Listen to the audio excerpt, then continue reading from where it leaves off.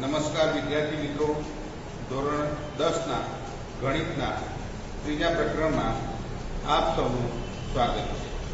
છેલ્લે આપણે 3.5 ના દાખલા નંબર 2 ના પહેલા દાખલાની આપણે ચર્ચા કરી હતી કે જેમાં a અને b ની આપણે કિંમત શોધી હતી.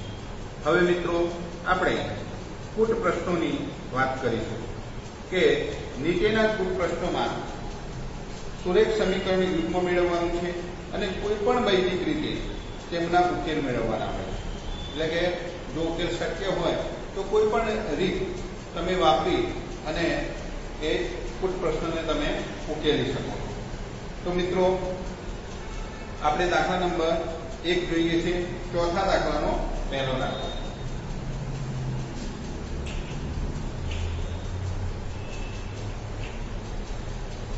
કે એક હોસ્ટેલના વિદ્યાર્થીઓનું ભોજન ખર્ચ અંશતઃ અચળ અને અંશતઃ વિદ્યાર્થીઓએ જેટલા દિવસ ભોજન લીધું હોય તે દિવસોની સંખ્યાના પ્રમાણમાં હોય છે અને વિદ્યાર્થી એ 20 દિવસ ભોજન લે છે અને તેનું સંપૂર્ણ ભોજન ખર્ચ રૂપિયા 1000 ચૂકવે છે.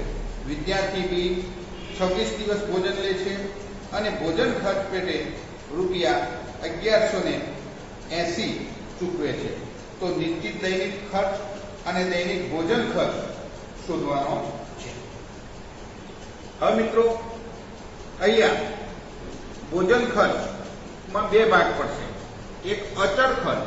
અચળ ખર્ચ એટલે કે દાખલા તરીકે હોસ્ટેલ હોય તો એમાં રસોઈયો જે હોય, રાંધતો હોય રસોઈયો, એ રસોઈયાનો પગાર એ અચળ ખર્ચમાં આવે. એમાં પછી 10 વિદ્યાર્થીઓ જમે કે 50 વિદ્યાર્થીઓ જમે, પણ એનો જે પગાર છે એ અચળ ખર્ચમાં આવી જાય. પછી એ સિવાય રસોડાનું જે લાઇટ બિલ છે એ લાઇટ બિલ અને બીજો સાફ સફાઈનો જે ખર્ચ છે એ બધો ખર્ચ અચળ ખર્ચમાં આવી જાય અને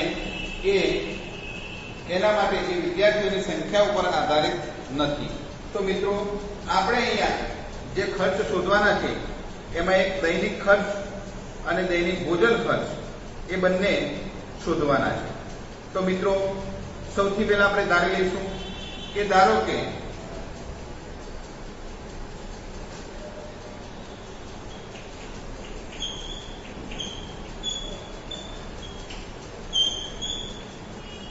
વિદ્યાર્થીઓનું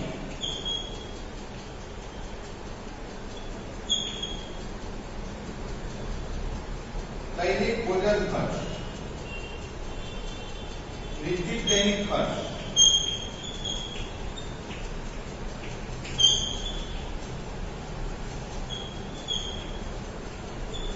રૂપિયા x અને દૈનિક ભોજન ખર્ચ રૂપિયા y. એટલે કે x અને y એ બે ચલ આપણે ધારીએ છીએ. હવે જે અંશતઃ અચળ ખર્ચ છે એને આપણે x તરીકે સ્વીકારીએ અને જે ભોજન ખર્ચ છે એ દિવસોની સંખ્યાના પ્રમાણમાં ચલે છે. એટલે કે દિવસો જેટલા દિવસ જમે એટલા દિવસ આ જે y ખર્ચ છે એ આપણને મળે છે. તો મિત્રો હવે વિદ્યાર્થી એ માટેની વિગત જોઈએ આપણે. તો વિદ્યાર્થી એ માટે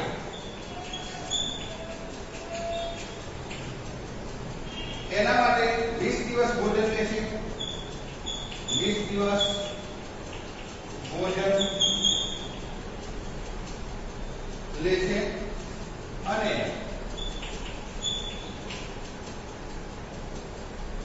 ભોજન ખર્ચ પેટે એનું ભોજન ખર્ચ રૂપિયા 1000 ચૂકવે છે.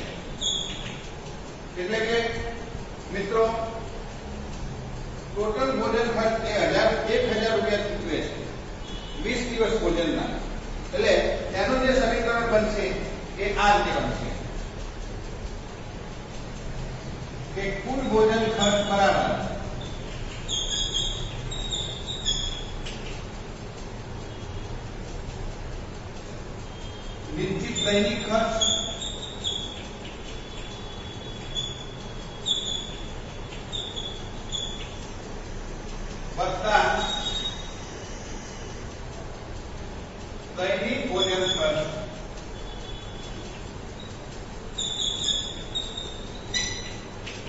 દિવસ, એટલે કે એનો કુલ ભોજન ખર્ચ આવે છે 1000 રૂપિયા. તો એની માટે દૈનિક ખર્ચ એ x રૂપિયા ચૂકવે છે તથા દૈનિક ભોજન ખર્ચ y રૂપિયા છે જે દિવસ સાથે ગુણાશે, એટલે કે y ગુણ્યા દિવસ કેટલા છે તો કે છે કે 20 દિવસ છે. તો આના પરથી આ સમીકરણ મળે x + 20y બરાબર 1000. આ એક સમીકરણ બને. હવે મિત્રો આ પ્રમાણે આ જ રીતે વિદ્યાર્થી બી માટે વિચારીએ તો વિદ્યાર્થી બી માટે એ ભોજન ખર્ચ પેટે 1180 ચૂકવે છે અને 26 દિવસ ભોજન લે છે, એટલે કે દિવસોની સંખ્યા જે છે એ 20 ની જગ્યાએ 26 દિવસ છે. એટલે એ ચૂકવે છે 1180 રૂપિયા અને દૈનિક ખર્ચ છે એ x રૂપિયા તો આવશે. વિદ્યાર્થી બેની જેમ બીના માટે પણ દૈનિક ખર્ચ તો આવવાનો જ છે. ઉપરાંત એ એનું ભોજન ખર્ચ y રૂપિયા છે અને એ 26 દિવસ ભોજન લે છે, એટલે કે આ જે સમીકરણ છે x + 26y બરાબર 1180 રૂપિયા.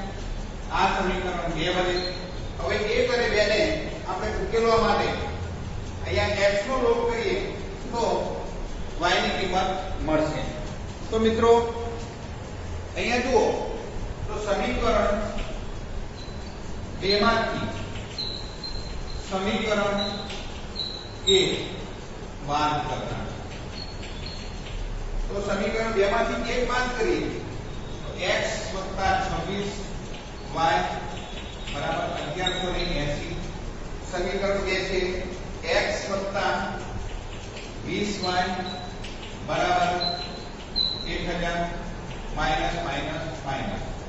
આ નિશાની ભૂલી જવાની, x ઉડી જશે તો અહીંયા 26 માંથી 20 જાય તો 6y બરાબર 180. 1180 માંથી 1000 બાદ કરતા 180 આવે, માટે y બરાબર 180 ભાગ્યા 6, એટલે કે 6 તરી 18 30, એટલે કે દૈનિક ખર્ચ ભોજન ખર્ચ એ y બરાબર 30 મળશે. અને એ y ની કિંમત છે એ સમીકરણ 1 માં આપણે મૂકીએ, એટલે કે y બરાબર 30 સમીકરણ 1 માં મૂકતા તો કિંમત મળશે આપણને x + 20 ગુણ્યા y, એટલે કે 30 બરાબર 1000, એટલે કે x + 3 × 6 20 બરાબર 1000. તો આના ઉપરથી આપણને x ની કિંમત મળશે x બરાબર 1000 માઈનસ 600, એટલે કે 400. x બરાબર 400 આવશે અને y બરાબર 30. એટલે આના પરથી કહી શકાય કે માટે વિદ્યાર્થીનો નિશ્ચિત અચળ ખર્ચ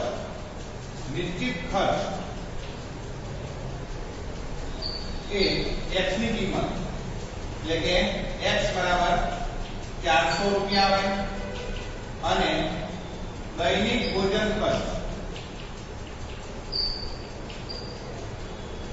y બરાબર 30 રૂપિયા આવશે. તો આ રીતે તમે લોપની રીતે આને ઉકેલી શકો છો. અહીંયા તમે જવાબને પણ તમારી પાઠ્યપુસ્તકના જવાબ સાથે ચેક કરી શકો છો.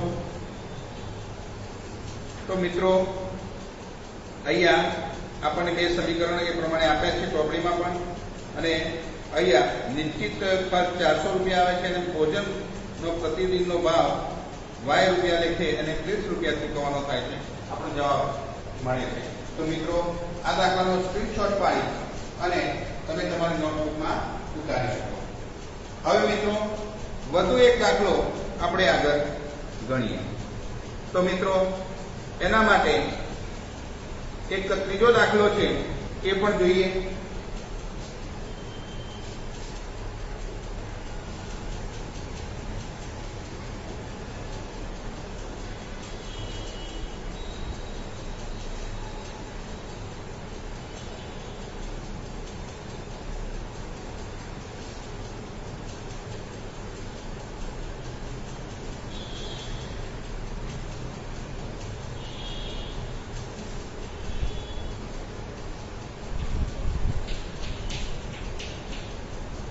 ત્રીજો દાખલો,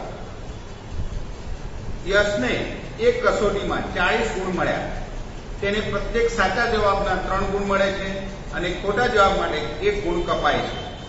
જો પરીક્ષકે દરેક સત્ય જવાબ માટે 4 ગુણ આપ્યા હોત અને દરેક ખોટા જવાબ માટે 2 ગુણ કાપ્યા હોત તો યશે 50 ગુણ મેળવ્યા હોત. તો આ કસોટીમાં કેટલા પ્રશ્નો હતા? તો આપણે યશના જે માર્ક છે, ગુણ છે, અથવા તો યશે જે પ્રશ્નો એટેન્ડ કર્યા છે, લખ્યા છે, એને આપણે 2 ભાગમાં કરીશું. જે પ્રશ્નનો સાચો જવાબ છે એ પ્રશ્નને આપણે x કહીશું, જે પ્રશ્નનો ખોટો જવાબ છે એને આપણે y કહીશું. એટલે કે ધારો કે યશે x પ્રશ્નોના જવાબ સાચા આપ્યા છે અને y પ્રશ્નોના જવાબ ખોટા આપ્યા છે, અને એ રીતે આપણે શરૂઆત કરીશું. તો ધારો કે યશે x પ્રશ્નોના જવાબ સાચા આપ્યા છે તથા y પ્રશ્નોના જવાબ ખોટા આપ્યા છે. હવે પહેલી શરત મુજબ એને 40 ગુણ મળે છે. એટલે કે અહીંયા સાચા જવાબના પ્રશ્નો જે છે અને સાચા જવાબના 3 ગુણ છે અને ખોટા જવાબના 1 ગુણ કપાય છે. એટલે કુલ માર્ક બરાબર સાચા પ્રશ્નોના જવાબ ગુણ્યા 3 માઈનસ ખોટા પ્રશ્નોની સંખ્યા ગુણ્યા ખોટા પ્રશ્નોના ગુણ. તો સૌથી પહેલા આપણે આ રીતે કરીશું. હવે પ્રથમ શરત મુજબ સાચા જવાબના 3 ગુણ મળે છે અને ખોટા પ્રશ્નના 1 ગુણ કપાય છે.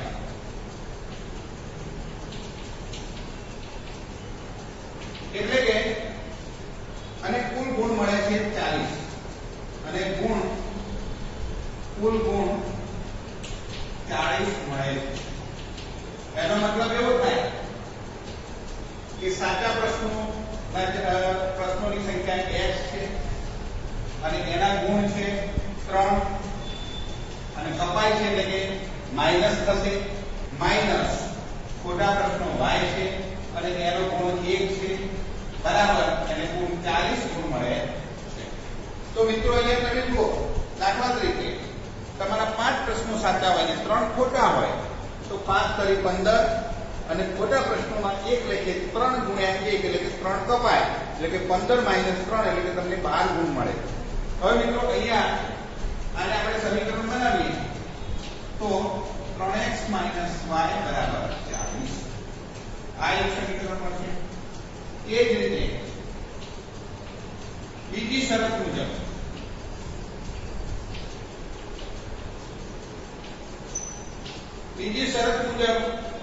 શું કહે છે મિત્રો? તો જો સાચા જવાબ માટે એને 4 ગુણ મળ્યા હોત અને ખોટા માટે 2 કપાયા હોત તો એને 50 ગુણ મળ્યા હોત.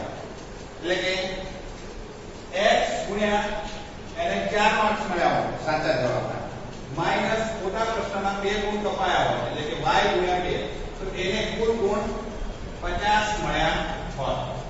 એટલે કે આને આપણે આ રીતે લખી શકીએ 4x 2y બરાબર 50.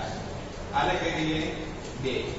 હવે સમીકરણ 1 અને 2 ને આપણે લોપની રીતે ફેરવા હોય તો y ના સહગુણકો સરખા કરવા માટે આને આપણે 2 વડે ગુણીએ તો 2y થશે અને અહીંયા 2y છે એટલે આપણે લખીએ આ રીતે. અહીંયા તમે જોઈ શકો છો કે y ની દિશાની સમાન છે એટલે બાદબાકી આવશે એટલે આપણે લખીશું અહીંયા સમીકરણ 1 ને 2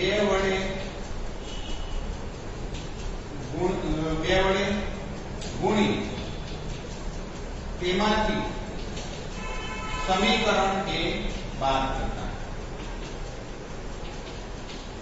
તો સમીકરણ 2 બાદ કરીએ પહેલા 2 વડે ગુણી નાખીએ તો 3 ગુણી 6x માઈનસ 2y અને 40 ગુણ્યા 2 એટલે કે 80 અને બે આ સમીકરણ છે 4x 2y બરાબર 50. તો અહીંયા માઈનસ પ્લસ અહીંયા માઈનસ આવશે તો આ બે પદ ઉડી જશે. 6x 4x એટલે કે 2x આવશે અને 50 80 50 એટલે કે 30 એટલે કે x બરાબર 30 ભાગ્યા 2 એટલે કે 15 x બરાબર 15 આવશે અને x બરાબર 15 એ આપણે સમીકરણમાં 1 માં મૂકતા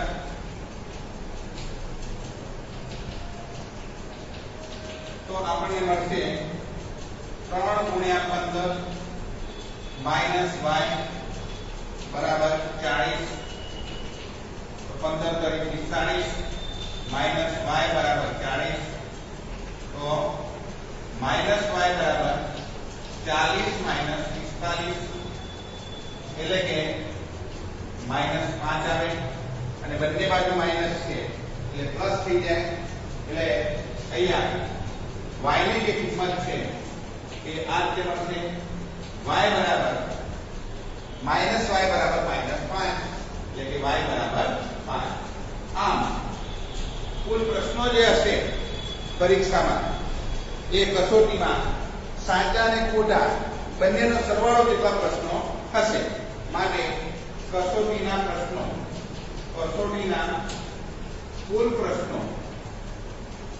બરાબર સાચા વત્તા ખોટા જવાબ એટલે કે સાચા 15 જવાબ આપ્યા હતા એને અને ખોટા 5 જવાબ આપ્યા હતા એટલે કે બંનેનો સરવાળો થઈ અને કુલ 20 પ્રશ્નો હશે. એટલે કે આ કસોટીની અંદર 20 પ્રશ્નો હશે. તો મિત્રો આનો પણ જવાબ આપણે ચકાસી લઈએ. આ કસોટીની અંદર 20 પ્રશ્નો જોવા મળશે એટલે અહીંયા સમીકરણ પ્રમાણે આપણે જવાબ મળી જાય છે. તો આ સાથે સ્વાધ્યાય 3.5 અહીંયા પૂર્ણ જાહેર કરીએ છીએ. એના પ્રશ્નોના જવાબ તમારે ગણવાના. Okay, thank you.